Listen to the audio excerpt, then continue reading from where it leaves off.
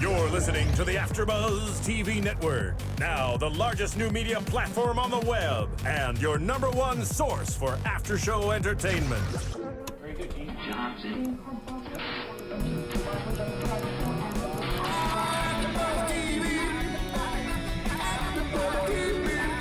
From the AFTERBUZZ Studios in Los Angeles, California, presented by Maria Menounos and Bing.com, and streaming live thanks to Akamai Technologies. This is AFTERBUZZ TV's R&B Divas After Show. We'll break down tonight's episode and get you all the latest news and gossip. And now, another post-game wrap-up show for your favorite TV show. It's AFTERBUZZ TV's R&B Divas After Show. Yo, here we go again. Season finale. Bing is for doing, and we are doing. We're doing another episode of R&B Divas tonight, season finale. Divas Do Us Part. What do y'all think about the episode tonight? All chaos comes to forefront. Yeah, Would be the best way to describe that. I think we got a CEO of chaos and drama. Like, CEO. I was floored at where did all this drama come from? Like, I didn't get it. It was like it just kind of came out of nowhere where everybody was at each other's throats. But I think it was brewing the whole season, to be honest with you. Everybody's a little nitpicking. Everybody's that like how we said last episode where I was like, you saw how Latasha was getting into the whole Angie sectioning off people, vibing with everybody, getting the whole backstory, talking back and forth. I think all that kind of just was a big eruption of a volcano of grown women acting a fool. Grown women's going wrong? Going wrong. It's like old school Bad Girls Club or something. Go ahead, man. And what's a little disturbing is I'm pretty sure, Faith, please come on the show. Faith Evans, please. I'm going to reach out to you again. Please come onto the show because we have a lot of questions. What is the original premise of the show? Is the premise of the show is to show these ladies and them making a comeback and reinventing themselves and the music of R&B music, or is it supposed to be older women getting turned up? I think what it is, man, like they really kind of lost the premise of the show in the beginning of the show. Cause every episode from season 1, you kind of understand the premise of the show is like we're developing the whole understanding what R&B divas are and the significance of R&B divas and the music that they have made. But I think season 2 has really evolved to basically be a lot of drama amongst each and every single girl. But a lot of the drama is basically consistent and starts from CEO Nikki. You know what I mean? I call her Queen Drama for this whole entire season. And as you can see, it's on the season finale how everybody kind of like off a Nikki vibe and what she has developed over the whole entire season, that everyone has a problem with each other. You know, everybody have their differences now, and I think it all kind of evolved around Nikki. Like this whole season, the drama has evolved around Nikki and her differences that she have with each one of different girls, but her biggest difference that she have was with Selena, and because of that difference, it has basically like evolved. It's almost like a cancer. She started with Selena, but everybody have their specific opinion and perception of what they have seen amongst each and every single person. And we waited to save Nikki the best for last week, but we're gonna save her for now. Let's go right into Nikki. All right, so Nikki, the charity event, it kind of left off last week where there was the planning for the charity. And so now we get to see Nikki in all of her glory. We get to see her. Glory? That's not glory. You see her in all of her destruction, Like all she of was her falling, malfunction, crashing all and of her burning. laziness, unprofessionalism. I think it was so many categories of what are you really doing and your whole way of going about accomplishing things. I think she's somebody who, I mean, she may be a boss-like figure to herself, but at the same time, the way she handles her business is horrible and horrendous. And I gave her a pass on the whole charity and it's coming together and being new and having other real charities to help sponsor it. I think that's where her tie was to justifying everything. I think I gave her the pass, but when it came to how the whole event went down, how she was responding to the ladies, how she was going about deciding to run away and catch these hissy fits and don't come near me type. of attitude while she's the main person, the reason why people are there, the person that's supposed to be in charge of it all, which again shows her, just like with her daughter in that business, bad etiquette or bad business savvy, to where she's sitting up there doing everything herself when it's clearly something that there's a job for that. It's called event coordinator. And what's interesting is we talked about this, Black and I talked about this off camera, is that when you look at the basketball wives, the basketball wives, the preachers, all the different wives, and all the reality shows that they have, they do charity events all the time. They do charity events all the time. Club events, and whatever. Club events. They're really nice upscale events. They may fight and pull hair at the event, but the actual visualization of the event is way more professional. And this, and you see this situation with women with money. Doing the most garbage of product, and I'm like, that's just sad. I think how do you have anything or have any tenure in this business with living like that? That's probably why it's taken us this show to remember that you were around. I think the biggest issue is you got to first start off at the beginning of the episode when Nikki, Kiki, and Monifah decides to meet with Michael, and how like it was just with Kiki wanting an understanding as of what was really going on with the charity event because of what Angie said. But Nikki comes in like guns a-blazing in her defense, and I'm just like, hey, it's just a conversation with your friends. And she comes in just like bad-mouthing Angie, and Angie's not there to defend her. And I think that's just a sense of basically like guilt and unprofessionalism in yourself, because why would you talk about somebody in that? She was like time 10s and like disrespect towards Angie throughout that whole scene when she was talking to Kiki and Monifah. I'll say this. That was probably the smartest move she did within that whole show. That's a tactic. That's how, when you're caught up against it, everybody knows you done messed up and you've been lying and you've been cheating. The best thing to do when your girlfriend comes to you Find and somebody to get on your accuses side. Nah, just blow up. Blow up, talk about the issues so they don't have to address it. Hit them so they feel like everything's been talked about. But yeah, I haven't said a word about how I feel, or we haven't really gone, but everything's been addressed. She made sure that she was the first word, the loudest word, the one that touched every subject. So everybody was like, oh, she took a salute so much. And then she said, so will you do it? Exactly. The whole thing was that like nobody had anything to say. It was just like, oh, Nikki, again, CEO, being dominant, basically like really kind of putting her personality on everybody. And because Kiki, like, she's a real sweet person, and she just kind of took to the level of, I'm just gonna do it because she's my friend. Regardless of what the situation is, I'm gonna do it because she's my friend. But when she came in there like guns a-blazing, like talking down on everybody in the whole situation, they was just like, they felt like a little shelter puppy, and they just like, okay. And she asked, like, are y'all gonna do the show? And it's like, what was also they didn't even answer. They just not there. No. Kiki was like, Monifah was just like, okay. I'm gonna jump on Team Nikki for a second, because when she was doing all the explaining, she had her story together. She practiced that on her way over. It was kind of together. She kind of had a point to combat her. But you gotta look at, like, when you're in the wrong, you have to be that person. Like, you know what? This is my story. This is what I'm gonna say. Even if it's a lie, 110% all the way, you're gonna stick with that story, and you're gonna make it so believable that people just feel like, you know what? I'm on Team Nikki right now, but I think Nikki still, again, she's wrong for all her actions as of what has taken place throughout the whole season 2. But it's all good. You can still give it a pass. The event was horrible. Well, it was atrocious. Well, like, before we get into the event, what was also interesting is when Nikki was having the conversation with Monifah, Kiki, and Michael. You know, she said that she just the girls basically called her over to the house because they wanted clarity, because Angie had mentioned some things which we'll get into in a point. But you know, I thought it was interesting how Nikki, you know, said, I just wanted to,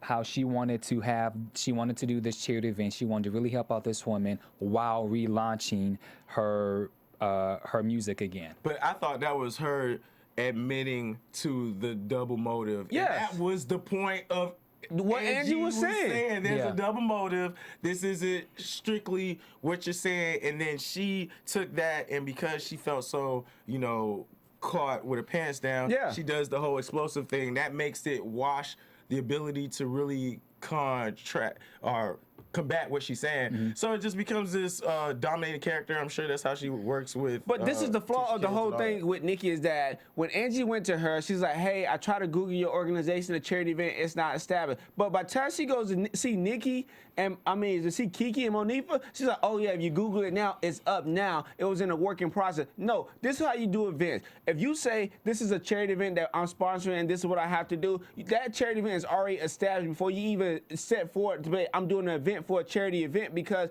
overall, what you have is just word of mouth. You just have a fictitious image in the air saying, hey, this is my charity event. Before they established R&B Divas, before they even put it out to promote it, they had it already established. They had already shot it. They had everybody signed to the R&B Diva saying this is who's going to be part of it. But with Nikki, she had no intentions of having anything in paper, in writing, before she even thought about doing this event. But because Angie questioned her, she felt like, now I had to make it a real legitimate thing right now. And that's when she goes to Kiki now, and they feel like, oh, well, it's legitimate now, so now I'm going to be on Nikki's side. But I don't think Angie was wrong for what she did. No, I don't think Angie was wrong at all. And, well, let's just go forward before we get into the event. I guess let's just discuss the whole Angie thing, because at Selena's listening party, which we'll talk about later, after the party was over, they all had their little powwow and they were sitting down, and Angie said that she was feeling a little down because she just had a conversation with Nikki. And so then Kiki said, you know, I called Nikki to see if she's here, and Angie was like, well, did she tell you? And she's like, yeah. And Angie says there's two sides to the story. Yes. And then so Angie goes in to say, now what I thought Angie said was, I thought it was a valid point, because she said that she had been hearing rumors about a reunion tour, and that she felt that was like a lure tactic, and there was supposed to be scouting agents. Yes. And Nikki denied the fact that happened, but then when you went back, showed the clip last week, boom, she was with Brownstone, and she did say that there was that there were agents there. So she's already caught into the lie. I just think that if Angie would have, at the Kiki's birthday, I think if Angie would have just brought that to the attention, but she maybe didn't want to go there, I think it could have potentially knocked this whole thing out. I don't think. Well, actually, no, it wouldn't. It wouldn't have, because again, like at the whole Kiki thing, which we'll get into later, Angie, it was like she was backed up against the wall. You know, again, like the whole thing with Nikki is that the whole charity event, you know, everything she's done is starting to crumble down. And like, you know, like Alfred said, is like, hey, they want to reunite Brownstone. That's it. In order to reunite Brownstone, she needs all the divas to support and help. Even though Nikki keeps saying, I don't need Angie, I don't need Angie. But you look at where's Angie at and where you're at. Where's Brownstone? Y'all haven't did a show or a concert in 17 years. And it shows at the charity event. They sound horrible. Who would ever want to think about seeing another show with Brownstone if they continue to sound like that? I won't. I stopped watching it because I just felt like I can't listen to this. Kiki, by the way, Kiki is amazing. Her and her twin brother, they sound fabulous at the charity event. You know, and again, another issue, like Alfred said, Kiki has a simple question. Hey, what's up with the mic? Nikki goes ham on her. I don't have time for this. What you mean? What's up with the mic? Okay, you got to have quality sound system. If you have divas, people who've been in the industry, who's been successful. You got like underground sound system that makes it muffled and is not legit, to where that people can really understand the quality and understand the music and the level of talent that she has performing at her charity event. As I explained it earlier, Black is a dancer. And and just a short little quick plug, he'll be featured in the new Fantasia video that comes out soon. And speaking of Fantasia and music, let me talk about iTunes really quick. All right, so you guys make sure that you guys go to iTunes. You can download, rate, leave comments, keep us in the top 10, and make sure that you tell a friend. And don't forget that you can catch all of the AfterBuzz shows now on Android and Apple devices, okay? All right, so now, the point that I was making, Alfred is a dancer. And dance is important. Space is important. If he had a stage that was this size with 12 dancers, that's not going to work. As a dancer, he's going to make sure that they are in the right capacity so that they can, you know, do the steps in the choreography and stuff. As a singer, the most important thing is sound. Yes. If you have background, harmony, the music, the band, there's so much a part of your instrument. Yeah. So they didn't warm up. Obviously, they didn't warm up. There was no sound system. You are not taking your craft serious. And for you to say that Michael Jackson laid his hands on us, Michael Jackson, say it. I ain't saying nothing. Michael Jackson would be rolling in his grave if he heard how horrible those girls sound. Yeah, that was bad. Like the whole charity event and the way everything was kind of set up. Like I think the best part about the event was basically Kiki singing. Monifah sounded great too, but again, it was still Mike. No, but Monifah didn't sing. Remember, because when they needed help on the rehearsal. No, I didn't really. No, she didn't sing. She didn't sing at all. She decided not to sing because the mic was all messed up. Mm-hmm. And then when she went on stage, she was just like, "We got to support each other." Right. Okay, so let's talk about that performance. All right, so let's talk about before Brownstone got on, before the event started. There was this prayer that Nikki and the girls prayed. Outside. Where are my notes? She was Yeah. like, She said, when she say, something's wrong with her voice. and she know her sisters are gonna hold her down.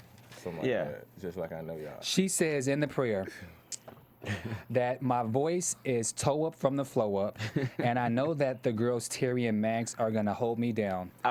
No, they did not. They dragged it down. They body slammed on You know the what? ground. That was like the sinking of the stepped on Titanic. it. Like they kept playing like They did slow a harmony DDT. in the back, like.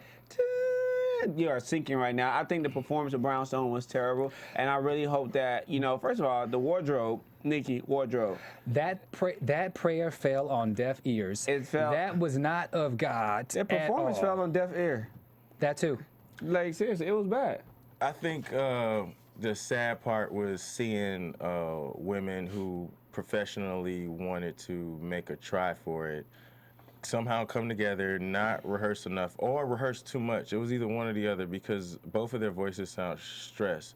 But I was like, if you should know or take the extra precautions to make sure your show is the best it can be. I've seen middle school students, little kids have better composure and stage presence. I think the whole thing, even I don't even know what was up with them going to dance for one. Thank you. And I was just gonna go there. having no steps together, I was like, I know a lot of the choreographers and the dancers over in Atlanta at Dance 411.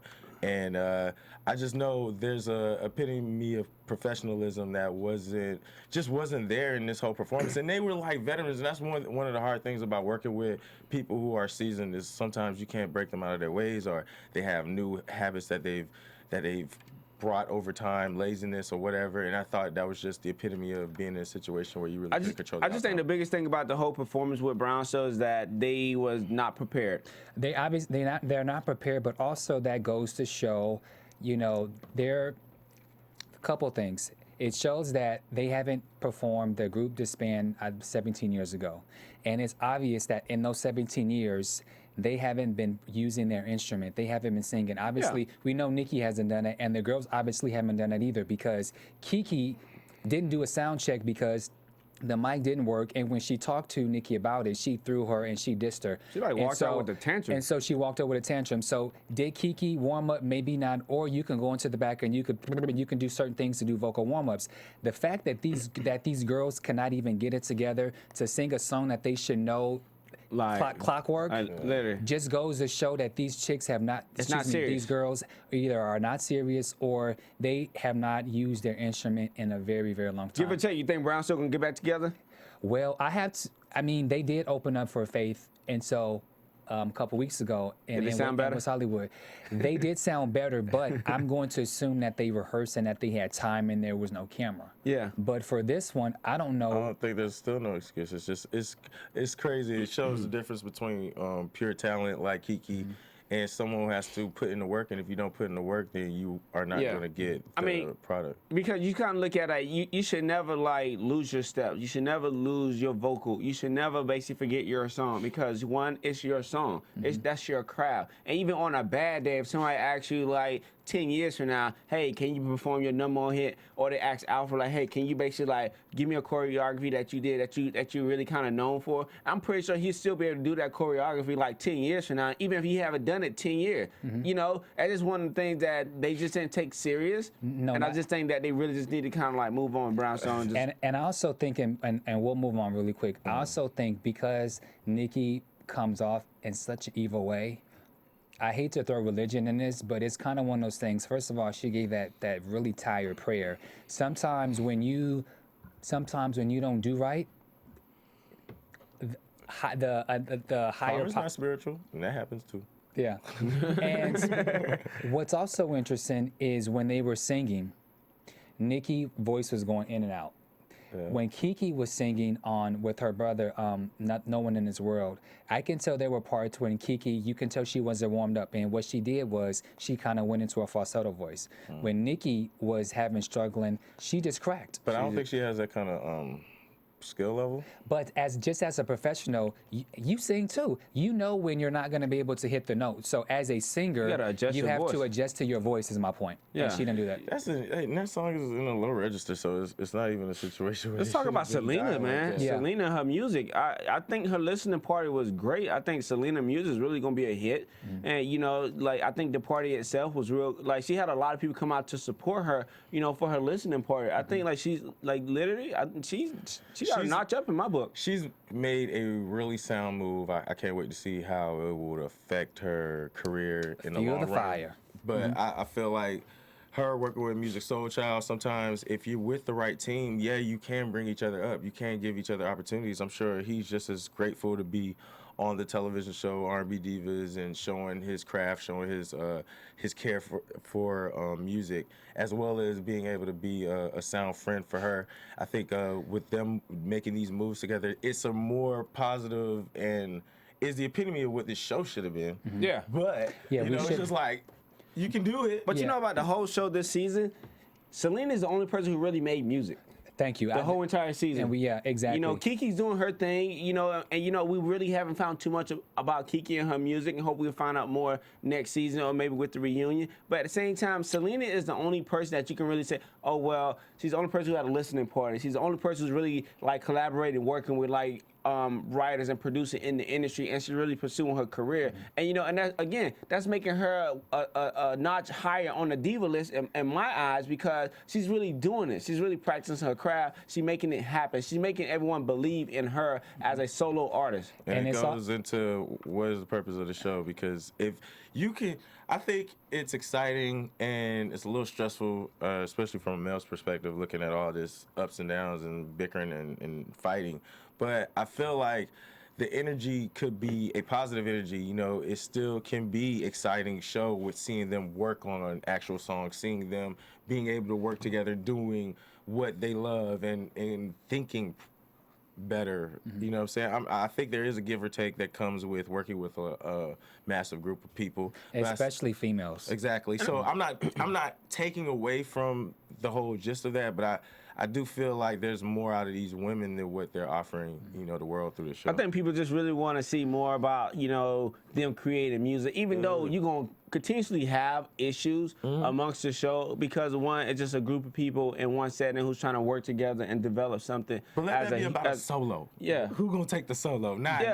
Not like, oh, well, I don't like you today, or I don't like what you did, or, you know, you're two-faced, or let's team up against someone. You know, I think that's the bigger issue with the show. I hope it gets back more to, like, you know, the R&B divas, who they are, how they're developing themselves as, like, solo artists or even as a tour, you know. But we understand you're still going to have your issues, but at the same time, I want to see, like, people actually in the studio making music, because, again, it's a music show, whereas that is R&B. Bring R&B back. Be elegant. Be a diva. You know, be outstanding. Be like more than just like, oh, well, I don't like Selena today because she's more successful to me. Have that in you, but at the same time, trump her by making your own self an album. And I think I mean, it feels so good when things go right on that show, like Selena's album or doing this music thing. And I think like when the ladies came together for the whole AIDS foundation, I felt Shirley Ralph, I felt like that was the epitome of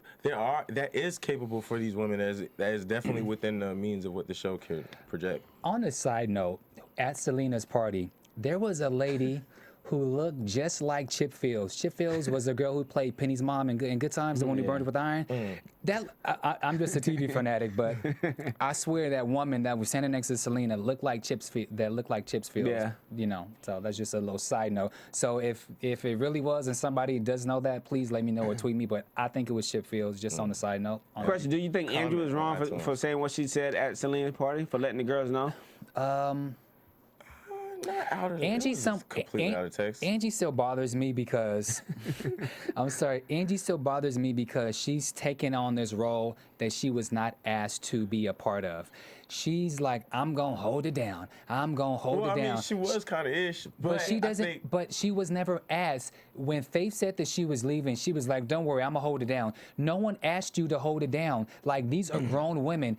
These women have kids that are like 21, 22, 23 years old. You can't play mom to these grown-ass women that you barely know and that you walk into this environment and you don't know. Like, Faith knows these girls personally. Yeah. You just can't walk in and just start giving your opinion. I think she definitely took on a different approach in how she kind of came in. But at the same time, you know, I guess Faith look at her as being more of a person who's kind of seasoned in the game and who's able to kind of help and assist. But I think Angie hasn't been able to, like, really assist any of the girls in a way that she wants to, because like she said, she reinvents herself all the time because the simple fact that it's always drama. It's drama this way, drama. She really hasn't had a time to really to help and groom the ladies to be successful. I understand that, but originally when she came on to the show, it was to make amends between Nikki and Selena.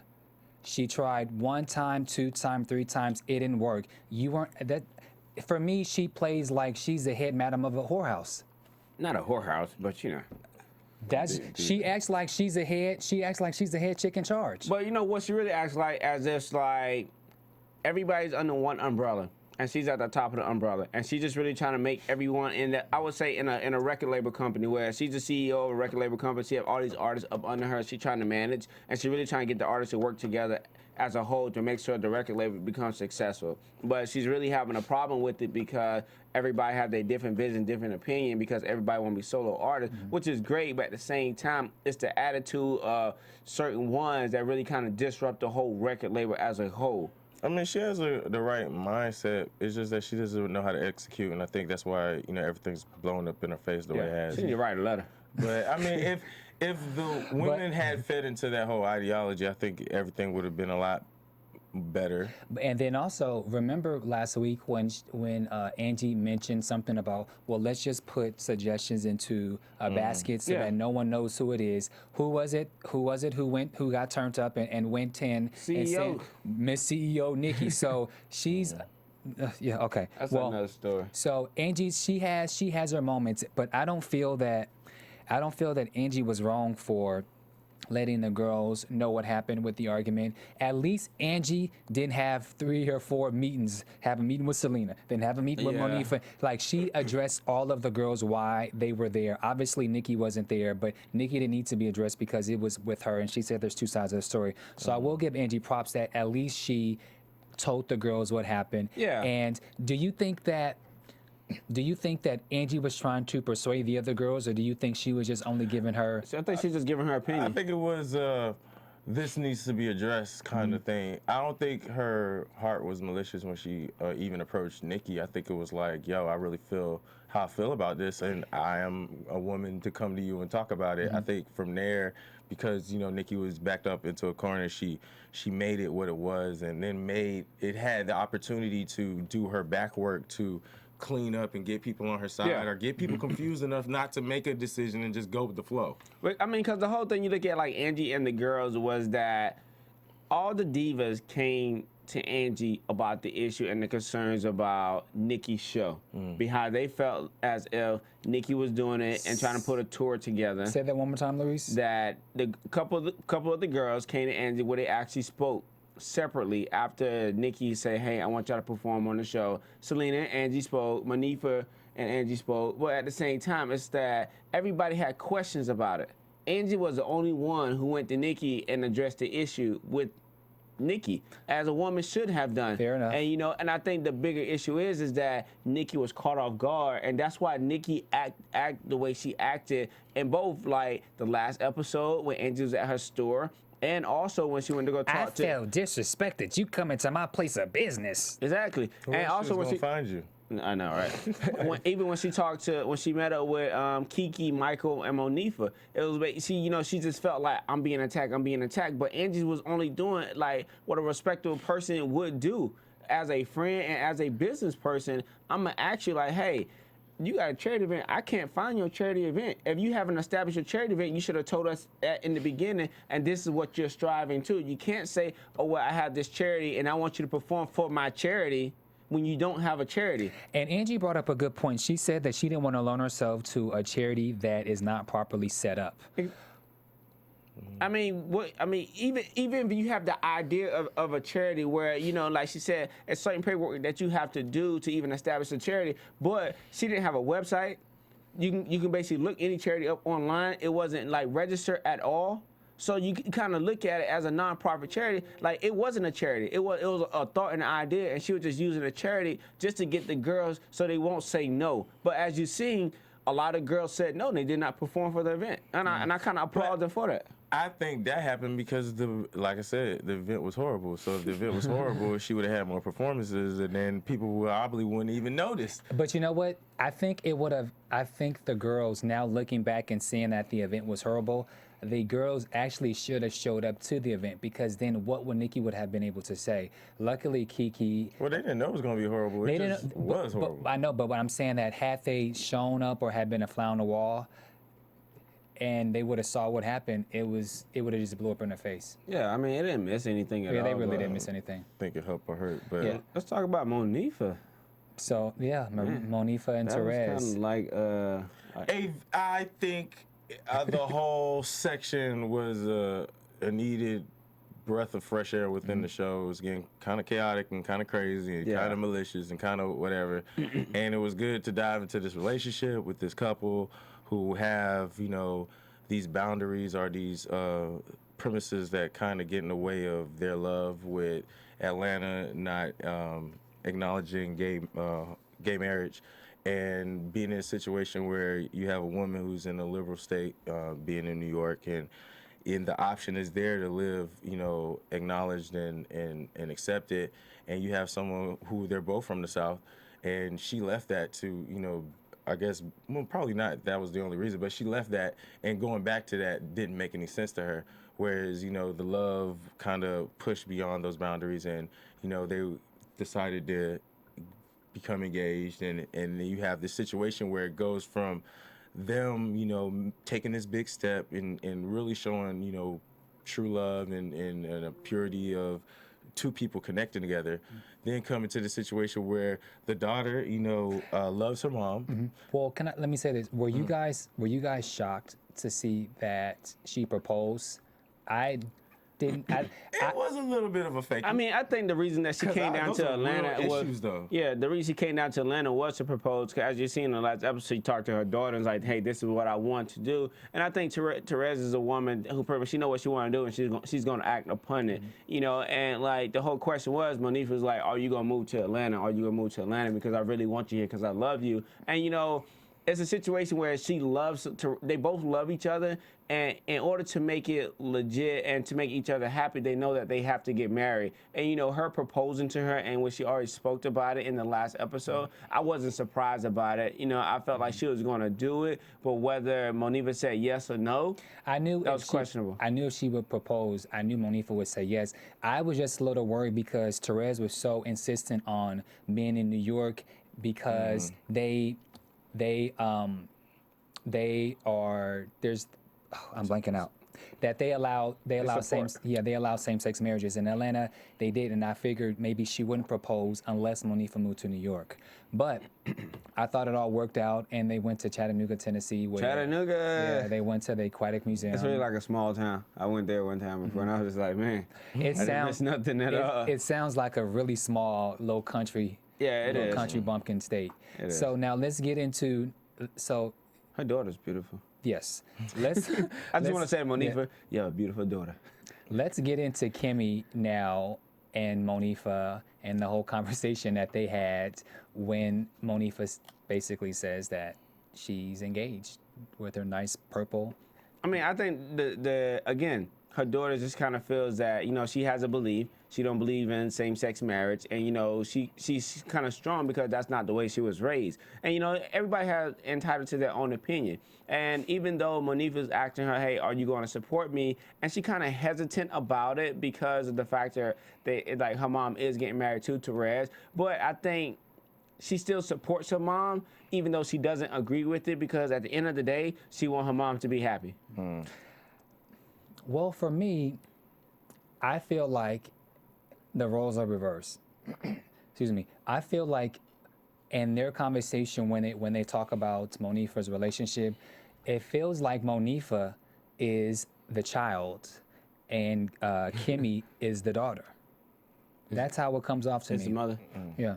Yeah. But yeah, that Kimmy's a mom. The roles just feel reversed to me. And go ahead. I mean, I think it is like that, but I think it's just off of the way they are. Like, you could tell Kimmy's understanding, and, you know, she's conscious and she has a stance. I think Monifah comes off caught up in her emotions more so, and that dictates how she sees this stuff and perceives it and receives, you know, how her daughter looks at, you know, her lifestyle. And I feel like if it was the opposite, I think her daughter would have been more immature rather than mature. I think she handled it like an adult would. Yeah. And I think that allows for Monifah to kind of stay cool, I think. But had her daughter been like her, I think it would have been more combative and more like, this is how I feel about it. This is how I feel about it. Oh Yeah, my God. I Like, think when she was like, said her opinion,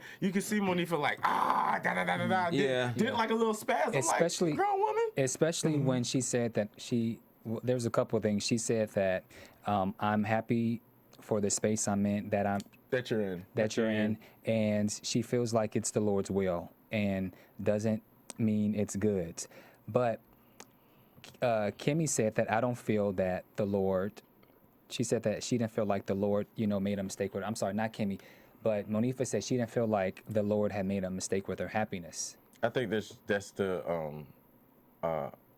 perspective of opinion. I think you're just not gonna agree when in certain aspects. If you're in line with certain things, you're just naturally gonna clash with people. Yeah. It's Yeah. like a racist and a liberalist coming together and talking about Yeah. racism and slavery. Yeah, I mean, Like, it's just a gonna conversation come where down. it's like, it's not for us to agree or disagree, but this is my opinion, this is how I feel. But, you know, at the same time, I don't think Monifah probably knew that Terez already talked to Kimmy about the situation, and Kimmy kind of gave her opinion. Either way it goes, I think she's going to support her mom, even if she disagreed, but at the same time, she know what she feel is in her mind, what is right and what is wrong. And you can still tell there's a real respect, a real Yeah. love between them. There's a real relationship. It's not like that has dictated the outlook of her mom. I think her mom is all the more her mom. If not, they probably have a closer relationship having to deal with that.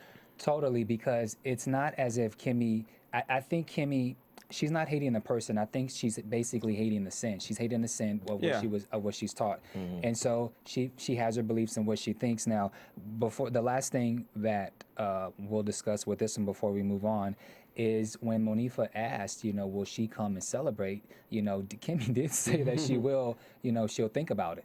Yeah. She'll think about it if she comes to celebrate. I don't think that's a decision you make right away. Absolutely. You know what I mean? And right and that shows her adultness too. And that's the point I was making. My point is I commend her for being so young and not having what we call in church. She doesn't have a closet religion. She stands firm for what she believes. You know, like she said, she thought, you know, homosexuality was perversion. So the fact that she can say this to her mom, still support her, and then be honest and say, well, you know, because sometimes as children we're taught, you know, to respect your parents for whatever they do, and she doesn't back down. And so I give Kimmy props for that, because she didn't say, well, you know, I'm going to come to the wedding and I'm going to, you know, be the maid of honor. She said, I'll think about it. Yeah, I think the conversation was definitely good, because you look at out there with picket signs. But at the same time, I think like she kind of supported, because she points it out to her mom, like, oh yeah, I see you got a new ring, you know, and was Terez already like told her, like, I'm getting engaged, because like she came down there already, like, oh, did you? That's like a parent to leeway into it's it. like, oh, you see my ring? It's like she is wise beyond her years. Yeah. And I think you know, it shows. It's so sad to see that amount of maturity within the younger element of the show. With that child. You know what I'm saying? And but at least it's in the show. Yeah. They still have grown-ups in the show. Yeah, they do, although the grown-up is 21 years old. But, you know. Still legal. You know what I'm saying? Kiki's birthday party. Whoa. I was surprised to see everybody there. Like, not say everybody was, basically. I was surprised to see Kiki blow her own party up. Okay, that's debatable, but I think I was not surprised, because that Nikki, wasn't a place or time. I know, but Nikki was gonna go to the party because obviously Kiki supported her, and plus she was itching to say something to Angie Stone. But everyone else was gonna all show up, so the deciding factor was really Nikki. But we knew Nikki was. I felt I knew Nikki was gonna go because Kiki just supported her, and then of course, you know, she had a couple of things to say to Angie. But give your perspective of why. So basically, what happens is Kiki calls out Angie at the birthday party. Alfred, go. I feel with how horrible the situation was. I just felt like she got wrapped up in the fact that she saved Brownstone from. Well, they crashed anyway, but you know what I'm saying? She was there to put some air in under the wings for a little bit. I think she got wrapped up in that. I don't think she really looked at what was going on and how horrible the situation was. I think she got punked when Nikki got loud with her and got loud about Angie and didn't want to be in the situation of fighting Nikki, so she chose the easier opponent.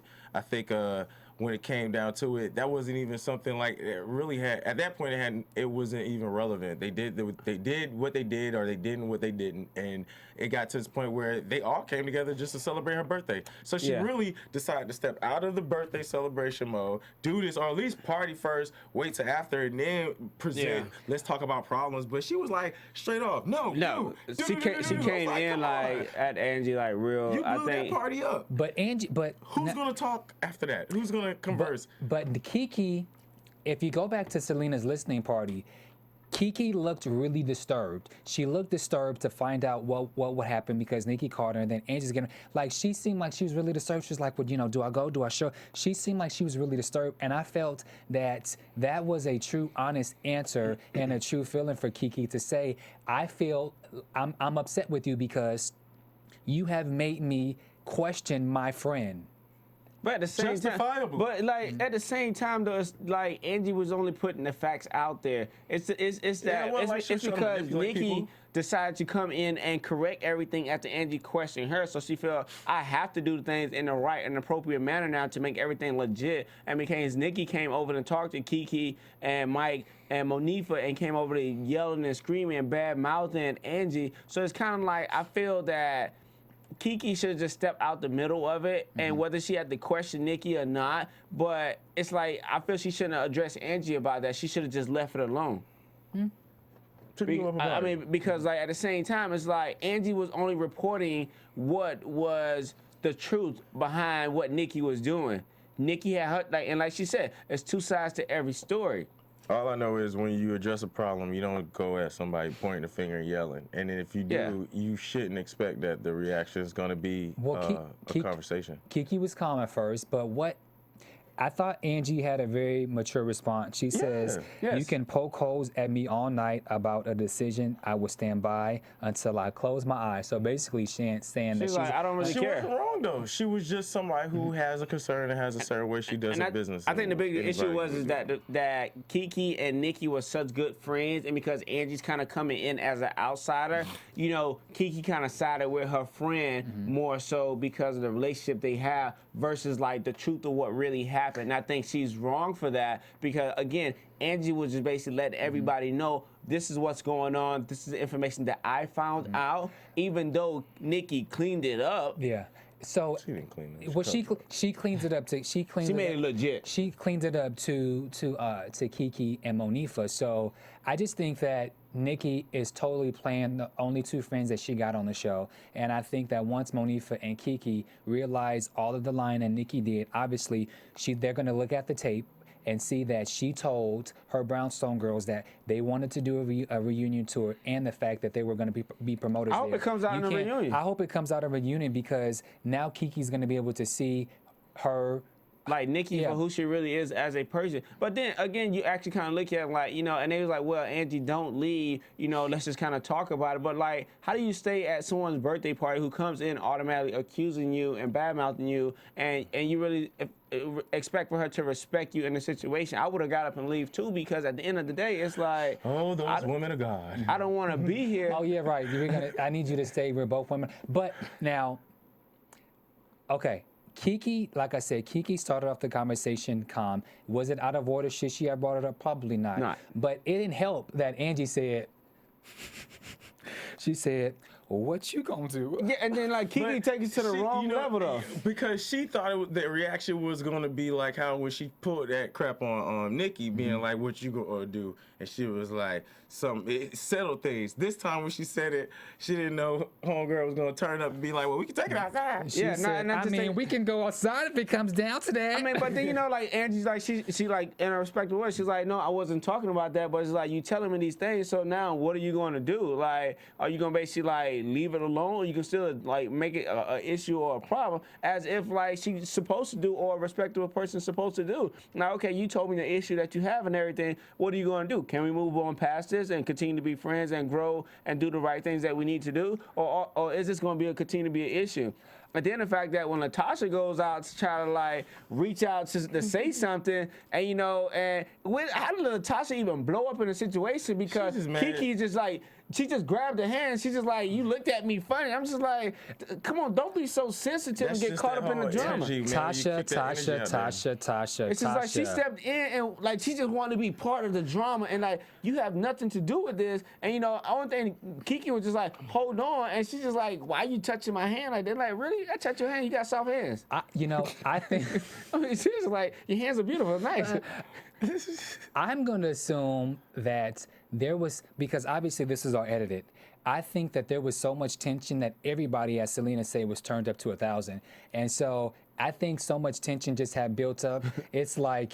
But Latasha came out of nowhere. Like, she's the quietest one, don't ever say nothing at all. But then she kind of like turns to Kiki, like, what are you doing? I'm like, seriously, like, Latasha, like, you have, nobody said, you, like, literally, she hasn't started no drama on the show at all. Nobody has any problem with Latasha. And she really kind of responds like this. I'm like, that was just like, I think that was her picking her side. She's Angie's road dog, low key. And she's like, you know, when she saw her homegirl going through the fighting match with the two girls, she was like, I'm turned up. I'm just waiting for somebody to say something to me. You touched my hand.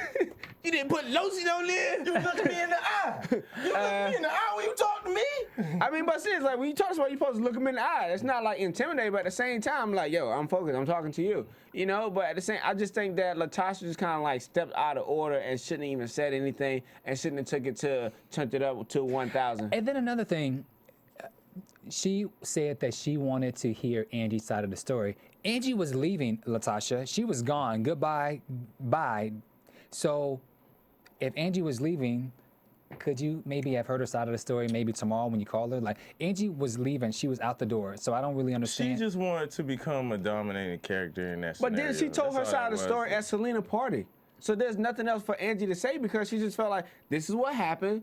This is what I did. I confronted Nikki, and that's it. So there's nothing else to talk about. There was, okay, then the final part. Selena. Turned up. Oh, man, like, Selena, man. But Kiki and Latasha were already having conversations, but then it looked like they were kind of laughing and going back and forth, because I heard bitch, but it wasn't like a bitch. It was more like a bitch, you know. Like my friend bitch. Yeah, like my friend bitch. So they're having conversation, and so they're talking, and then Monifah's across, and then all of a sudden, Nikki and Selena start going, and I kept trying to rewind. I was like, y'all shut up, I'm trying to hear these two girls. How did it start? I think she was just sitting up there looking at all that Nikki has done through all the different things, and just she was already Selena's just hot. over it and boiling, and I think it was just a point where she finally seeing all the fighting. It like I said, it just kind of escalated. Kiki coming in with that energy off rip, making it go to 7, and it's automatic for all those divas to take it to 20. For somebody else to say something, I just think Selena just felt like, yo, it's a fine time to like let me throw jabs at Nikki. You know, she kind of talked about the DVD. She kind of talked about like everything. And $20,000, like Nikki was like, you owe me $20,000, and then she's like, no, bitch. And because she had to reshoot the DVD. Gotcha.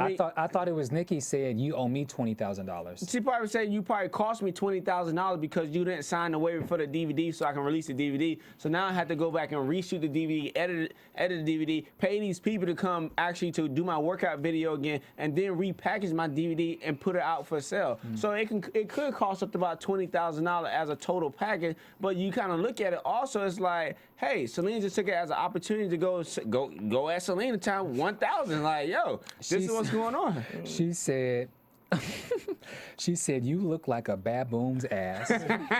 You're going to, and then talks about how she's gonna burn in hell for all of what she's done and how she's caused so much chaos. There's a special place in hell for people like you. You look you look a hot mess with those black gums and them knock ass knees. Yo, when she said that, I literally fell out the chair. I was like, dude, you gonna tell somebody like, first of all, you say you got baboon ass lips, but then you like you got a black gum with them knock ass knees. But it ain't nothing like a golly woman who loses her cool. It's just the most diabolical tongue action you gonna get. But in the middle of those two banters, did you hear Latasha say, "But I don't like how you came at me"? Yes, like she wanted to get back in it. She's like, I need my 2 seconds of fame. It was the perfect female WWF match. Oh my God, with no blows being thrown. No blows, but I'm dropping bombs. Like verbally, like I'm gonna abuse you verbally. And you work for me, bitch. I don't work for you. I'm like, I ain't never worked for you. I mean, but you really kind of look at it like Selena is better off than Nikki right now. Definitely hands are better off than Nikki. But you also look at it though, like Kiki. The whole end of it. Kiki's just like, I knew it was gonna happen like this. It always happen like this. Everybody leaves me. But I'm like, you came in there. You started it. Yeah. You blew up your party. I'm not gonna leave. I'm gonna finish my drink.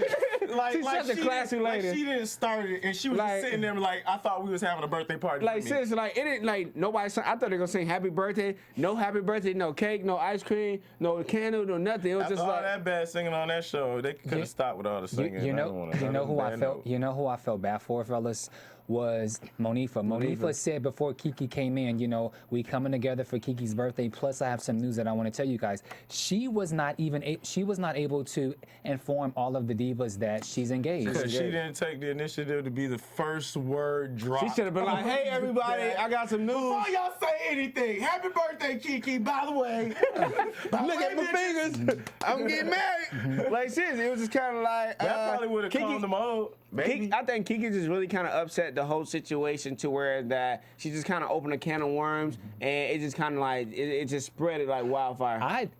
Initially, I disagree with you guys, but you guys do make a valid point. What do you guys think about those little last-minute confessionals where all of them basically were saying they're done, they're never doing this again? I mean, I think they would still do it, but I think it's emotion. I think it was. Yeah. You could tell how Kiki even came at it. She was like, "I'll never work with these women again. They crazy unless they get together." And exactly. Then maybe I'll work with them. Yeah. So I think it's just they're on an emotional hatred high, which is understandable. For me, you know, you have Miss CEO Nikki. In her confessional, not only did she say, you know, I don't want to do this again, she says, I will never be as nasty to those women as they have been to me. Because I don't want to be in this no more. I've removed myself. She always plays the damn victim. Yeah. I feel like Nikki is the cause of this whole entire thing. It was a wildfire. She started all this mess and everything escalated. I feel like she's the problem. I think she needs to go. I think like you really kind of look at the situation. Anytime someone plays the victim in everything that happens in their life, then obviously they're the person they're the issue, they're the problem. Because one, you can't be a victim in the life all the time, and Nikki plays the victim all the time feel like everybody's attacking her, everybody always do things wrong to her. But again, she never look at herself with everybody probably look at themselves like, okay, well, I was wrong here. I'm gonna try to do better. Even with Selena, she's like, you know what? I'm gonna still come out and support, even though I don't agree with it, but I will still come out and support. You know, but Nikki never be like, oh, well, I'm gonna support. It's always everybody attacking me. It's always like I'm the victim. But you gotta look at it like every time someone feel like they're the victim all the time, they're actually the cancer that actually spreads all the disrupt and the corrupt amongst everyone else. Well, let's go quickly, I guess, into news and gossip / predictions. AfterBuzz TV News. Okay, so although And now, although this is the R&B Diva season 2 season finale, it's not over. There is a 2-part reunion, so we'll be back next week to discuss part 1, and then I believe a week or 2 after, we'll come back again and we will have the part 2 after show for part 2 of the reunion. So, question: how about our thoughts on how about we do things? What are your thoughts? What's gonna happen on the reunion? And then who do you guys think should stay? And then who do you think should go? If there's a season 3. I think Nikki definitely should go, but then if Nikki leave, it's not gonna be as much drama, and you know the drama actually bring the ratings up, and people really feel like they want to kind of see what's gonna really happen between Nikki and Selena. So I think Nikki's really gonna stay. I think everybody's still gonna come back. I think predictions like Monifah and Terez really gonna be happy in next season. I think it's still gonna be a season 3, and I think that the tour still might not happen, but at the same time, I think they're gonna have better relationships next season. And what do you think about the reunion? What are you looking most to see at the reunion? I'm looking for Nikki to be called out at the reunion for all the mischief that she has created, everything that she has done. I'm really looking to that. That I hope Kiki really see what type of person Nikki is, and everybody and they continue to roll the clips. And I think that's probably the reason why it's a 2-part series, because they're gonna be showing a lot of footage to show that, okay, yeah, here's what such was wrong, here's what Nikki said, here's what Selena said, here's what Kiki did, and so people can really kind of understand what was the cause of a lot of the drama on the show and why the show is the way that it is. Mr. Alfred Black. I mean, out. I'm used to saying black, my bad, sorry. I think, I don't know, I would really, in a sense of making it a quality show, or more of a quality show, I think Nikki has to go. I think if they bring back Faith, hopefully that would help water that stuff down and they can get their heads together and be back to focus. I think they need some kind of, I don't know, like sit down boot camp or whatever little thing to do, kumbaya thing they need to do together to handle the way they're going about their issues. I think with the reunion show, I think it's definitely going to be a situation where Nikki's indiscretions are going to come to, the light. I really doubted that she owns up to most of it. I think it's just going to be empty talking, and that's probably what's going to push it to continue to need more talking. Yeah, They're just going to start fighting. She's going to have the same kind of reactions or use the same kind of tactics she used on the show. For me, who I think should stay and who should go, number 1 person that should go is Angie. Is Nikki, but Angie should also go. Angie has no business coming back for season 3. I believe Think she's out of place? Completely. I think she's completely out of place, and Angie and Nikki should go. I can see where you say that where Angie can actually go, but you got to figure out who's going to replace Angie. Well, I think that if they go back to the original premise, you have Latasha trying to revamp her career. So if we see what's going on in her solo career and we can get back to the music, there won't really need to be much drama because it could just be. There are successful reality happy shows. You don't have to scream and pull out hair weaves in order to have a successful show, especially for TVOne, because this is the only reality show that it has. So therefore, people are going to already watch it who's already attached to that network. Yeah. So if they revamp it and they get back to the music, I think they need to set goals for each person. Overall have a goal for the show. As far as the reunion is concerned, I think it's going to go down between Mike and Rocky. That'd be cool. I think that's going to go down. You been talking all this shit about me? Yeah. Nigga.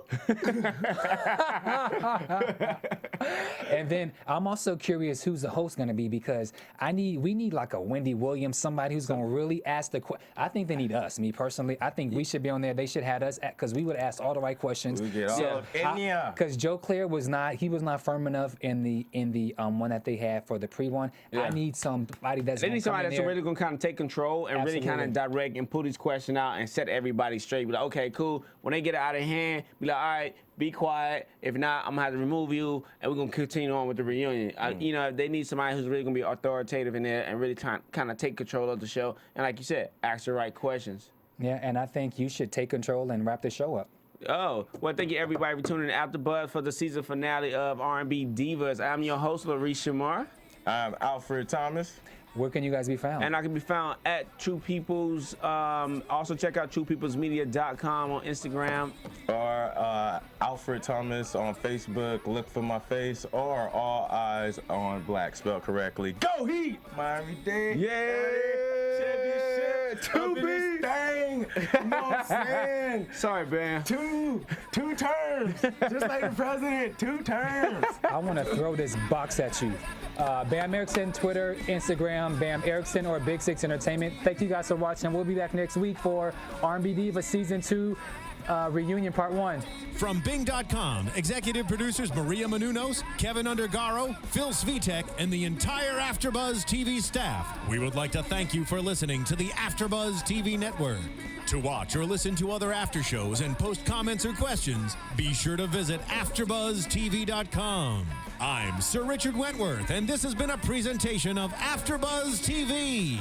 Buzz you later. The views expressed herein are those of the hosts only and do not necessarily reflect the views of AfterBuzz TV or its owners or principals.